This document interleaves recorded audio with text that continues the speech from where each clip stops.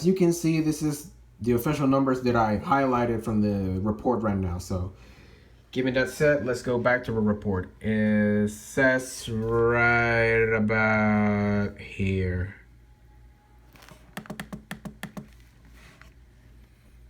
And it says right here, Maria's IWO replacement cycle began early on September the 20th, resulting in roughly a tripling of its eye diameter from 9 nautical miles to about 28 nautical miles prior to landfall in Puerto Rico.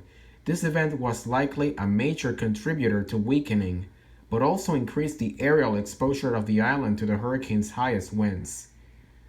So, it's possible, but I saw on the radar pictures and on the satellite that the eye wall didn't collapse really. The inner eye wall was like shrinking, and when sometimes it's shrinking, it means that it's intensifying, so they don't mean any here. So that's what I'm going to talk about at the end of this video, as you will see. A peak sustained wind of 93 knots with a gust to 119 knots was reported at St. Croix, near the northeast edge of Maria's eye wall. Las Mareas, on the south coast of Puerto Rico, recorded a 1-minute sustained wind of 94 knots with a gust of 109 knots in the western eye wall of Maria. Wind gusts to hurricane force were recorded in Guadeloupe and on the northeast coast of the Dominican Republic. So several areas experienced hurricane force wind gusts, not just Puerto Rico and St. Croix. And this is just the other areas also. Storm surge. This is the deadliest part of a hurricane. And it says, storm surge. The combined effect of the surge and tide produced maximum inundation levels of 6 to 9 feet above ground level to the north of Maria's landfall on the coast of Humacao, Naguabo, and Ceiba municipalities in Puerto Rico.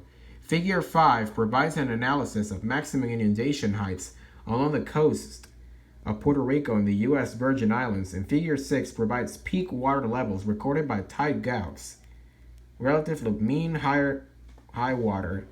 The United States Geological Survey measured high water marks of 5.1 feet and 4.9 feet above ground level in site structures in Punta Santiago and Humacao.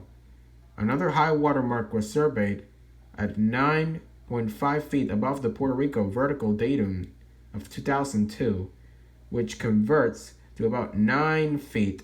This data suggests the maximum inundation MHHW.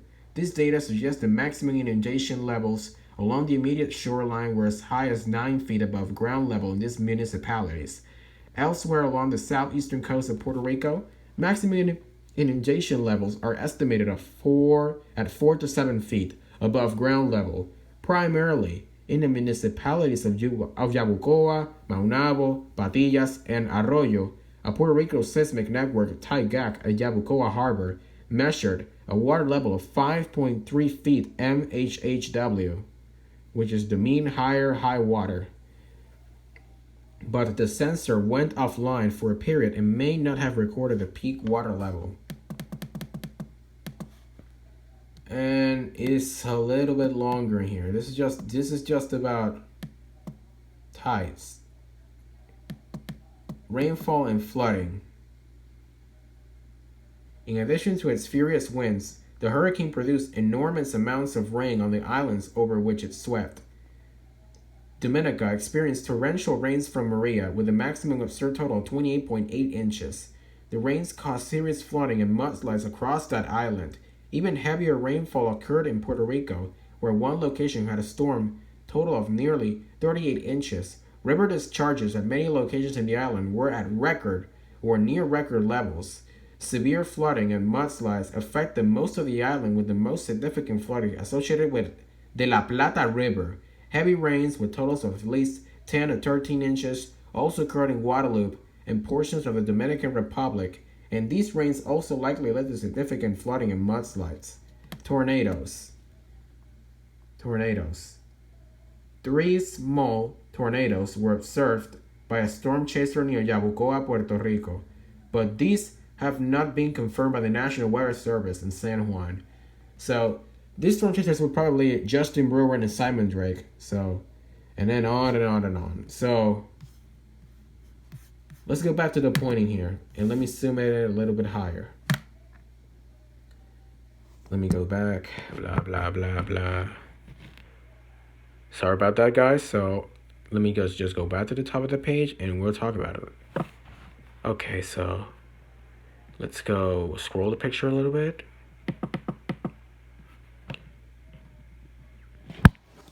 So anyways, guys, does anybody think that Maria should be reclassified to a Category 5 at landfall in Puerto Rico?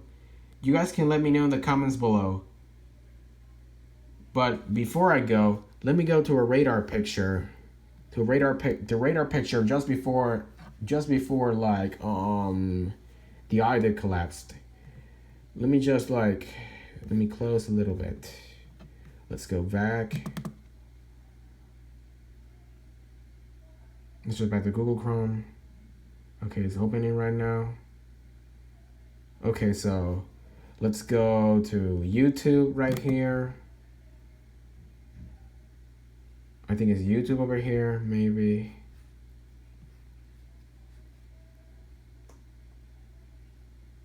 Okay. I'm just waiting for. Okay, there it is. So let's go to Hurricane Maria radar.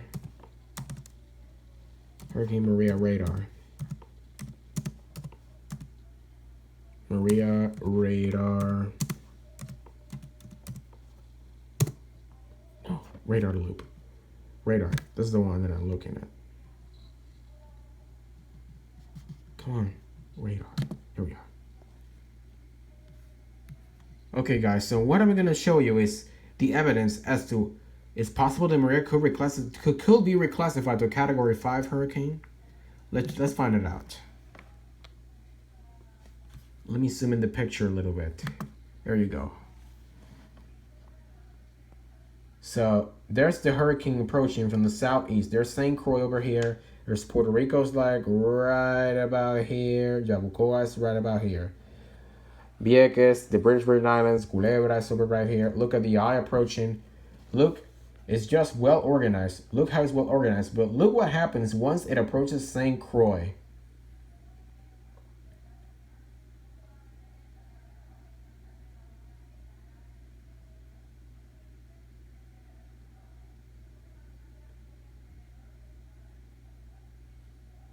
Let me see.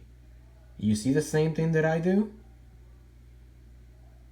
The eye wall is expanding, and the hurricane in the inner eye wall is probably like shrinking. If you see it like shrinking, there you go. I see the eye wall kind of like shrinking or expanding. Maybe expanding. Oh, okay. It's expanding.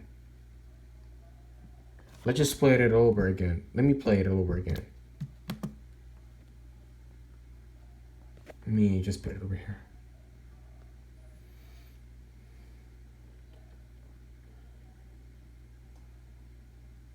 So here's St. Croix over there.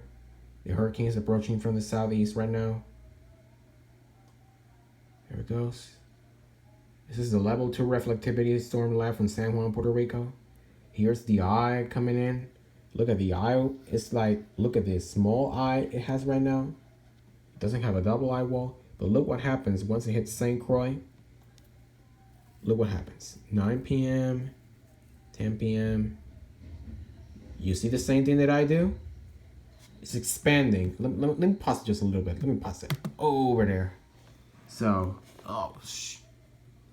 let me go back. So, if you see in this video, Yabucoa is right about here. Culebra, Vieques is right over there. Fajardo is right over here. San Juan is over here. Where I live is right about here. Bayamon is like right here. And you see the eye kind of like expanding. I see like having a double eye wall. This is a double eye wall where there's hurricane force winds. And this is the inner eye wall over here where there's 100, possibly 165 mile per hour winds were located. And this is the enormous wind field of tropical storm conditions that you see at 62, 78, which is hurricane gust. 80, that is probably hurricane gust. 77, 35 is like hurricane gusts. So if we go again, let me play it over again. Here's the eye like expanding. Let me see, it just starts to shrink. Oh, it starts to shrink a little bit, but look what happens. It's shrinking. The inner eye was like shrinking.